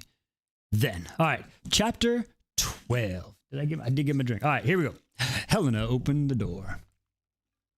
A piece of crystal clutched in one hand and found Lilla sitting on the floor, curled up like a child, trying not to be found. She was out of her armor. Her eyes were red-rimmed, the long, pale hair cropped short, and when she turned to look at Helena, it brought the right side of her face into view. A roaring scar tore through the side of her face and throat. Lilla, what's wrong? What happened? Lilla stared at Helena without responding for a long time. I made a mistake, Lilla finally said, her voice barely a whisper. I've made such mistakes. It's all right. I'm sure it'll be all right. Whatever you've done, I'm sure it can't be that bad. No, Lilla shook her head. I've been lying to everyone. Helena awoke abruptly, lurching up as the dream was cut short. Oh, it was a fucking dream. The withdrawal from the table hit like a brick wall, and she collapsed again, emotions crushing her. Even breathing hurt. She tried to ignore it, to focus on the memory. What had Lilla been about to say? What had happened to her? The injury had looked recent, the scarring reminiscent of what was on Helena's own chest. No vivimancy used. Helena couldn't imagine why. Lilla wasn't someone who'd ever refused healing. As Luca's Paladin primary, there was a tremendous pressure on her to keep him safe, to prove that she deserved her rank. She would often grow short-tempered with what she wasn't allowed to recover as quickly as she wanted to, brushing off Helena's warning about the balance of things. That healing took as much greater toll on her body than natural recovery did. Too much, and it could kill her. That there was now a price that had to be paid, somehow, by someone. Lilla never cared about any of that. Protecting Luca was all that mattered to her. Mountain snow blinked the estate a few days later. Cutting spire fell off from the rest of the world. A life fell into monotonous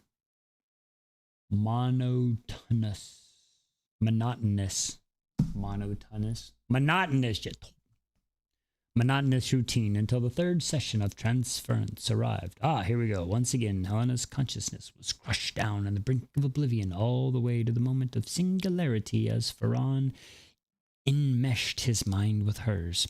This time she felt him blink and her own eyes closed. She was being puppeteered, not physically, but across her now shared mental landscape. She could feel his mind orientating itself within the patterns of hers, her consciousness attempting to sway her. With his presence, she could finally feel the strange shape of her thoughts, the unnatural ways they swerved. Much of it was seamless, smooth channels of evasion that refused to veer from their course. But there was a fault line, and if one part had been constructed separately, she felt Ferran notice it, and before he could push towards it, she reacted. A self-destructive wave of desperation exploded from inside her like a bomb going off in her head. Ferran vanished. Everything vanished. When she regained consciousness, she could barely form thoughts, the vibrations of her own beating hard like the tongue of the whip lashing through her mind. She wasn't particularly feverish, but she also didn't get better after several days. In her dreams, there were people crowded around here, dozens of them. Each time she slept, they dragged her underwater and drowned her, bloodless hands grasping at her, Icy water filled her lungs. Her arms and legs were twisted and wrenched, splintering nails crawling at her skin, fingers hooking inside her mouth, pulling down on her jaw until it came loose. Fingernails sinking in her eyeballs. She never died. She just kept drowning. What the heck happened? There it goes. She'd wake, choking and gagging as her body tried to expel the phantom water from her lungs. She couldn't make her mouth work. Her vision was upside down. She recognized the voice of the shuddering mind specialist saying things about the mind being complex and not to fully understand. That Helena's condition was unprecedented, and there was little to be done but wait and see what would happen. When she finally began to recover, she felt as though as part of her had died. Ferran's encroachment was inevitable. Progress was little further with each month, the cracks of her mind widening to accommodate him. She had neither the strength nor the will to keep resisting. The war was lost. Her suffering would not bring anyone back, not any more than Luca had saved them. When she was no longer bedridden, she braved the cold and went out to the stables. The side door was unlocked. She entered quickly before the thralls could stop her. It was empty. Death slipping from her fingers again. The winter deepened, sinking into the oppressive cold that crawled in the recesses of the house. The iron acting like veins, carrying the midwinter frost into every hallway in the inner rooms, leaving the house frigid no matter how much the radiators hissed. The Ferrans fled the city, leaving Helena behind. In their absence, the meals were improved, the lack of table scraps and the bread less stale, although the inclusion of protein was scarcer. For several weeks, newspapers became the only glimpse into the world beyond. The repopulation program, which had initially been treated as an economic necessity, was gradually reframed as the new scientific frontier. New Padilla would forge its own future. No longer would alchemy repertoires be left to chance. Percentage in the program was to be selected based on strength and variety of resonance. Tests were being done to discover the ideal combinations. The guild family's editorials fussed and had the right ideas about marrying into resonance.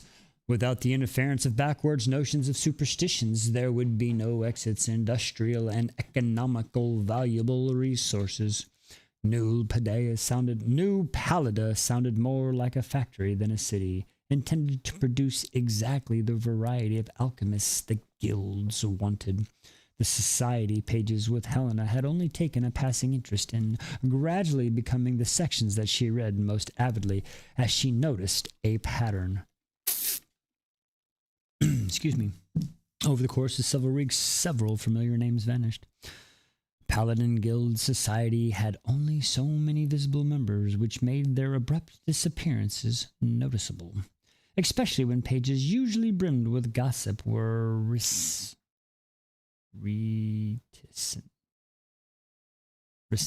That's not rescinded. What's that word?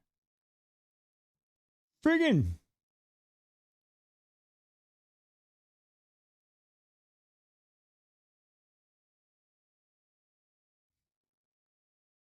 reticent. Never seen it spelled that. Okay. Gossips were reticent. To speculate about their whereabouts. Helena couldn't help but wonder if it was a sign of a growing insurrection. Perhaps New Padilla's cracks were finally beginning to show. She began having dreams of herself sitting across from Iva's holdfast, the Crowther beside her, her eyes darting back and forth between Iva's strained expression and Crowthar's appraising stare. She could feel that they were waiting for her to say something, but she always awoke before she answered. As Helena was left to her own devices, Spirefall became her dominion. With Aurelia gone, she spent little time in her room, accustomed to ignoring the Necrothal's constant orbit. Wow, why did you like three just... Okay, hang on a second, hang on a second. That just slid like 4 pages.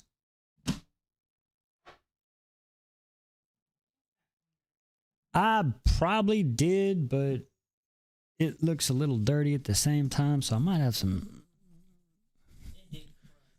It might be crusty from all my fingers and crustiness. Hang on, my sprays. My cleanser over there. Sorry. 1 second. Here, hang on. Enjoy.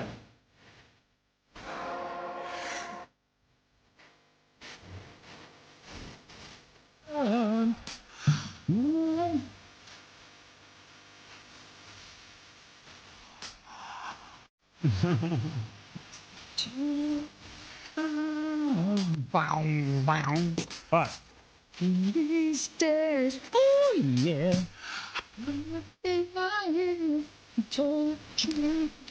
Alright. There we go. Alright. Maybe it'll stop doing that. Okay, where were we? Alright, sorry about that. Where were we? Okay, let's see. Something before she answered. Left her own devices, became a domain. Okay. Wow, I just did it again. Okay. Society pages, expressed she was brimming with gossip, speculated about the whereabouts. She was finally beginning to show. All right. She began having dreams herself, sitting them across. We read that. Her eyes darting back and forth, the strained expression, appraising stare. She could feel that they were waiting for her to say something, but she always woke before she answered. As Helen left her own devices, Spofford became a domain. With Aurelia gone, she spent little time in a room, accustomed to ignoring the Necrothal's constant orbit around her. She avoided the largest rooms and spaces with deep shadows, and it became an ingrained habit to open the doors and pick things up gingerly so that it didn't agitate the manacles. They say, hi, Lady Liz. She says, hi, lovelies. All right. Her familiarity was fortunate because when Aurelia returned from the city, Helena knew every hidden alcove and servant's passage to hide in. Oh, nice. Aurelia had not come alone. She'd brought a companion, the same broad-shouldered man Helena had glimpsed during the solstice party. The first time Helena encountered them together, Aurelia was entirely schmaked. Ooh. Splayed out across the bearskin rug. Oh, showing everything, giggling beneath the body of her paramour. Ferran was still in the city, and they seemed to be taking liberal advantage of his absence. It was more than a week before Helena finally saw the pair of them fully clothed. At the rear of the house sprawled an enormous hedge maze. Helena would sometimes pass the time trying to navigate through it with her eyes. She was nearly at the center when Aurelia exited the maze, her companion close behind. Aurelia was speaking animately for the first time she had ever seen her happy with her companion, seemed absorbed by the house, peering up, giving Helena a clear look on his face. Lancaster. Helena shrank from the sight instantly. Lancaster was her lover? Get the fuck out of here with that bullshit. Wow. Okay. The same person who just happened to find her room during the... Oh, that couldn't possibly be a coincidence. Could he... Helena was afraid to even follow the possibilities to exist in her mind where Ferran might return to discover she couldn't stop herself from wondering. Could Lancaster be a spy? What if he was from the Resistance and that was why he was looking for Helena? What was that when he'd been trying to communicate to her? Was he a piece of the hidden memory? He must be. It would explain his surprise when she didn't recognize him. She went back to the window, but he and Aurelia had moved on. Helena began watching for Lancaster, growing increasingly convinced that he had ulterior motives in visiting. He'd often try to slip away from Aurelia's eyes and attention, constantly wandering. Helena weighed the risk of approaching him. If her suspicions were correct, it would be vital that she escaped before Ferran returned. If she acted prematurely, she might doom them both. Better unconfirmed suspicion than anything concrete for Ferran to discover. She was grateful for the choice of Ferran returned without warning. He seemed tired. A sense of exhaustion hung about him, but he grew sharp and focused once Helena was in his sights. What the fuck did I call her? Helene. Stride will be here tomorrow, he said at last. She concerned about your physical condition. Helena stiffened. I've been walking. There's been nothing different. She'll arrive after lunch, was all he said before leaving. Make sure you're in your room. Stroud arrived without Mandel and made Helena strip to her underclothes and stand shivering in front of her. Stroud walked around her, fingers trailing over Helena's shoulders, resonance sinking into her skin. Don't they feed you? Shroud finally asked, sucking her teeth as she paused, squeezing Helena's arm and then pushing 2 fingers against her stomach. You're showing signs of malnutrition. What are you eating? Helena's skin hurt from the cold, the air piercing straight to her bones. Kitchen scraps, she said, shivering. What? Shroud drew back, looking Helena up and down. Describe exactly what you've been eating. Helena swallowed, trying to concentrate. It's all boiled. Together, some grains, vegetables, peels, cores, sometimes meat trimmings. When they're here, I think that's what's left on the plates is what they put in too. But there haven't been much, so there's not been much meat lately. That's what we feed the thralls. Why are you eating that? Helena blinked at the revelation. It made sense, but she was too cold to muster emotion at the news. Because I'm a prisoner. I don't think they thought it necessary to feed me well. You are a... She paused at the thought, debating what to call Helena. An asset. The Pharaons are supposed to feeding you properly. It's not nearly enough nutrition. It's no wonder you've been so sickly. Shroud's expression grew irate. She turned and went to the door. One of the Necrothal maids had been waiting outside. I want the High Reeve here, now, in person. Pharaon entered a few minutes later wearing... Oh, wait. I want the High Reeve here, in person, now. Sorry, I got to read it in the right order. Pharaon entered a few minutes later wearing a scowl, barely glancing at Helena, who was still shivering in her underclothes. You summon me? Is there a reason you're starving her? Shroud said, her hard fingers digging into Helena's arms, lifting and turning to her. Look at her. You complain about her fevers while feeding her more than kitchen scraps. Fern finally looked at Helena properly. Pardon? She isn't a Necrothal? Shroud said sharply. She needs real food. You can't expect her to handle transference if you're starving her. Pharaon said nothing, but Helena could have sworn he'd somehow paled. I'd assume she'd be eating as Aurelia and I do. His fingers flexed. Aurelia has always managed the menu. I will make inquiries. I want her eating full meals, as much as she wants, with proper cuts of meats and vegetables. God! Well, at least they're feeding her. At least they're going to feed her now, hopefully. Okay. And porridge and broths in between until she's healthy. Pharaon gave a tight nod. She'll be fed properly. I will ensure it. Thank you, High Reeves. See that she does. Shroud turned back to Helena. Pharaon didn't move. Still looking at Helena, Shroud glanced over her shoulder at him. Perhaps go see if there'll be a proper meal tonight. He blinked, gave a short nod, and left. Lie down, Shroud said as soon as the door closed. I want to examine things more closely. Helena was so cold that she was grateful to climb under the bed. Even Shroud's cold fingers felt warm as she appraised Helena's limbs and then worked up to her abdomen, pressing down with the heel of her hand, feeling Helena's organs. Helena hadn't really considered malnutrition as something happening to her. Food had often been short supply during the war, and those who fought were prioritized. They need consistent and high quality food. Non-combatants made do with what was left. After the resistance lost the ports, there'd been shortages of almost everything. Shroud's resonance made Helena's stomach lurch. She gagged and tried to sit up. None of that. Lie still. Before she could protest, Shroud's fingers were digging in against the base of her skull, and Helena's eyes rolled back, unconsciousness swallowing her.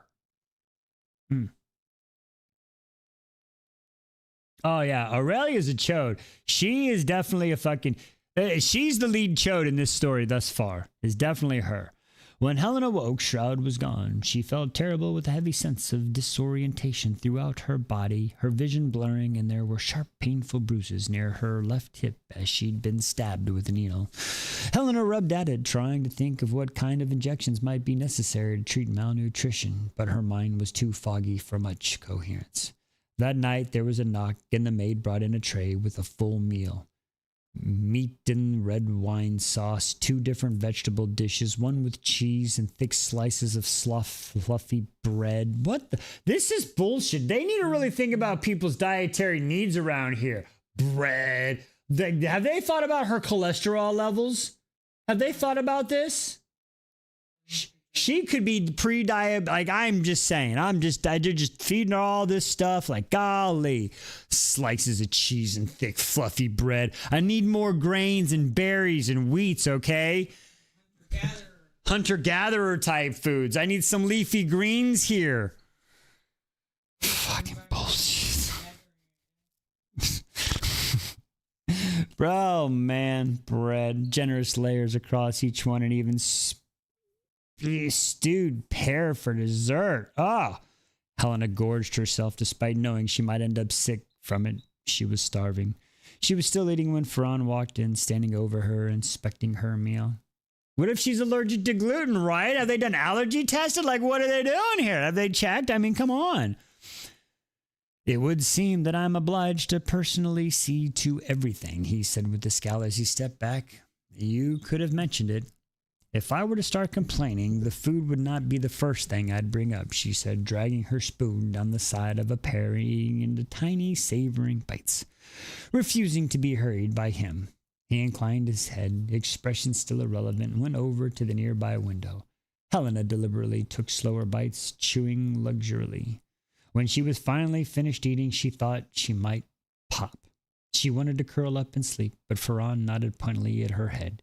She sighed and seated herself on the edge of her bed, hating how routine it had all become.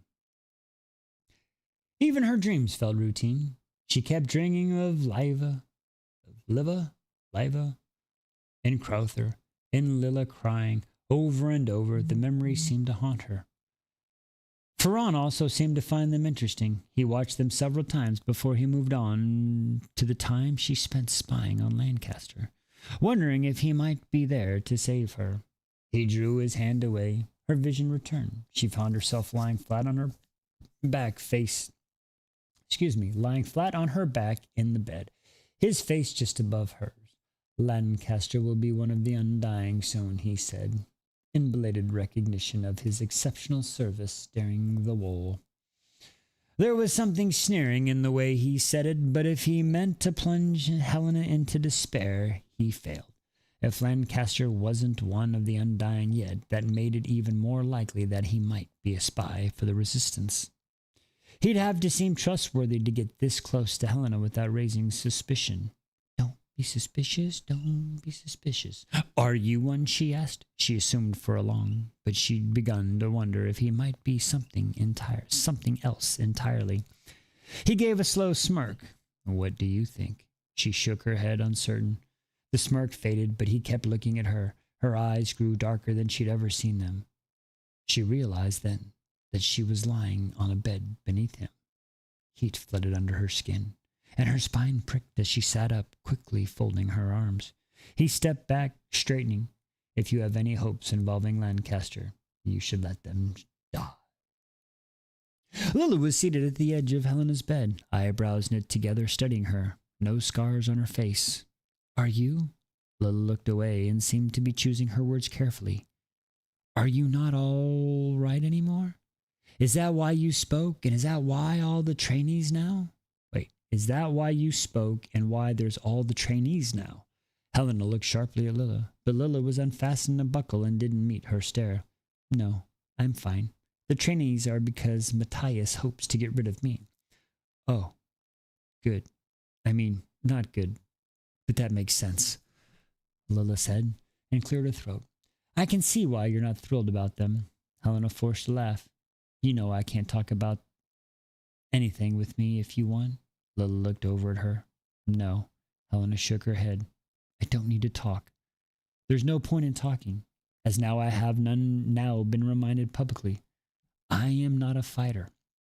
I don't know anything about the war really, about what the war really is, so what would I even have to say? Lilla's prosthetic leg clinked as she shifted and then said, I think the hospital's worse than the battlefield. Perception. But yeah, okay. Helena went very still. I realized it was in there for my leg. Lilla gaze was far away. Eyebrows furrowing.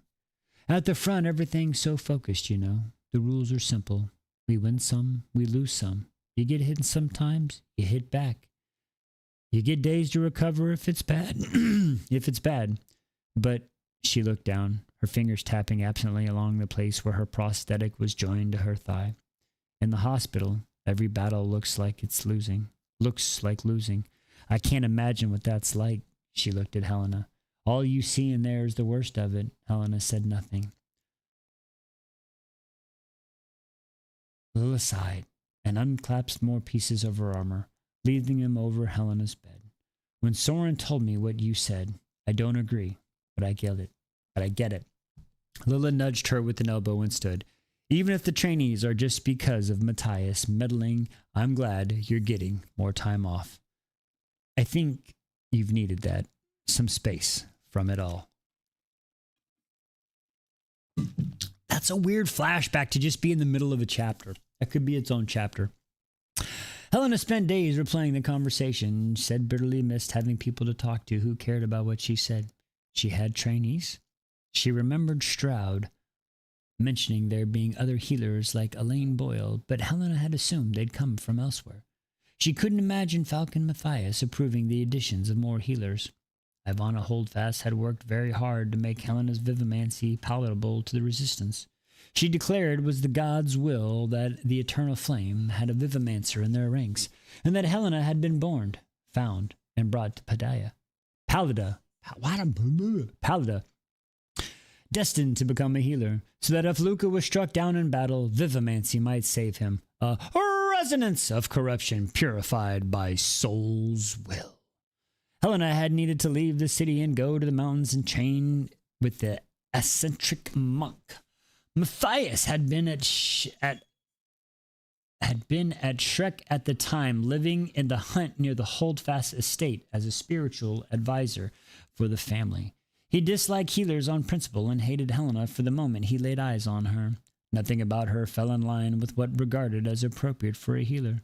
He'd been more of an obstacle than a teacher, but Helena was stubborn.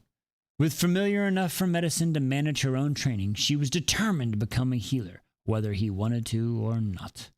When Aliva began demanding that Helena be sent back to the city because Luca had gone to the front lines, Matthias tried to resist, denying Helena's suitability until... What is her name? Iva? Liva? Liv? Whatever. Practically bribed him with the offer of Luca would make him Falcon, a religious rank high enough to join the council. And even then he agreed only on the condition that if Helena was to be the Eternal Flame's healer, then she would heal all those served Soul's sacred cause. The Principate, after all, was not above others, but first among equals.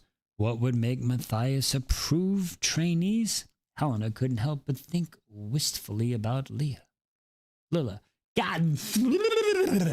When Helena came back as a healer, it had been advisable for her to seem too close to Luca, as childhood friendship was all very well, but someone like Helena couldn't appear to have undue influence over a figure like the Principate.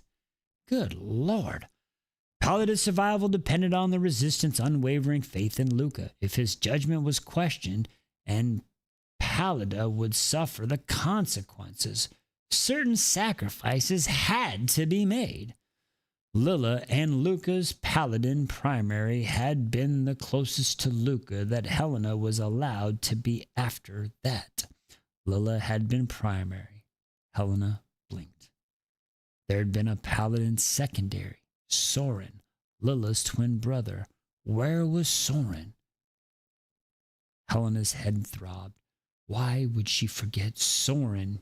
A face briefly flicked in her memory.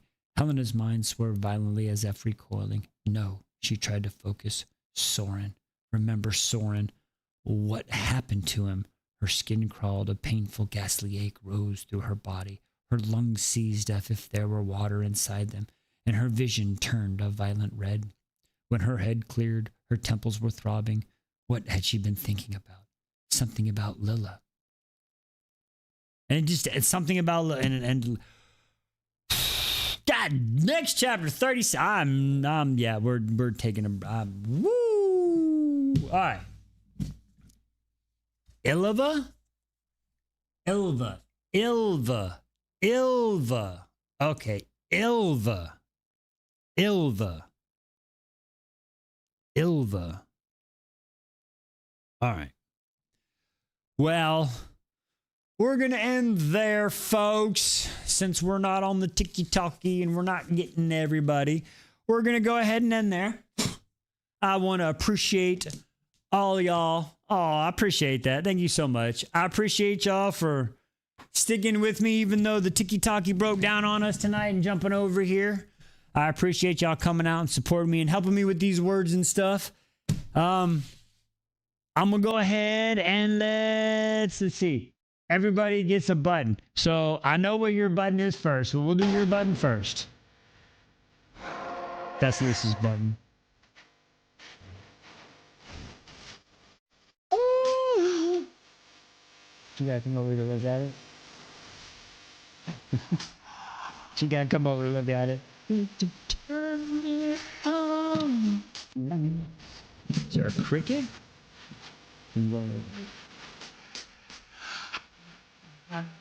My window's open. Okay. All right.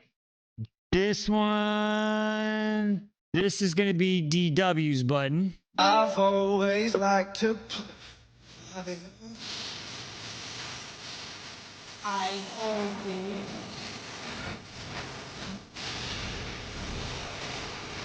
I've always liked to play.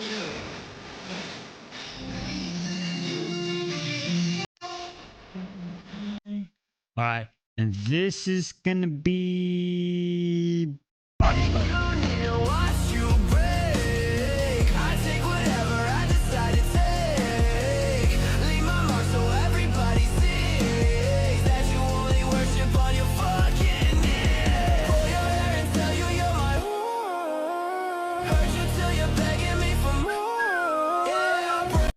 All right, and then let's give this one to Belle.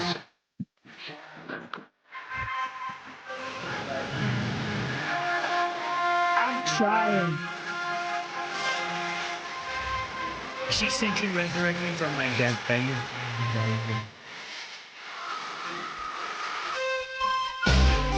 She said, correct me, resurrect me from my deathbed. All right, okay.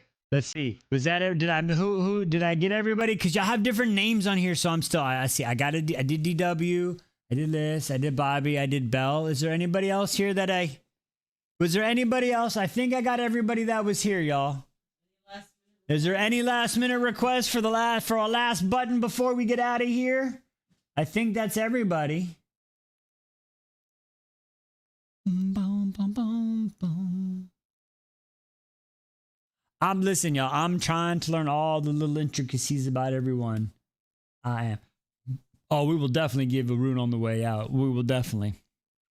But all right, folks, we'll play Rune, and we're going to let Rune play us out. So again, I want to thank y'all for coming out and joining me tonight and helping me with these chapters and these words. Appreciate y'all so much. And until next time, folks, have a good night. Yes, a little good night Rune. Rune Dannon. And we can smell him too.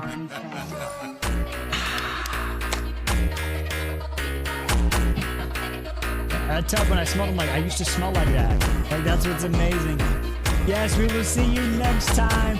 Thank you all. Remember, summer's coming up. You never know when we just might pop up. Have a good night, folks. Whoa.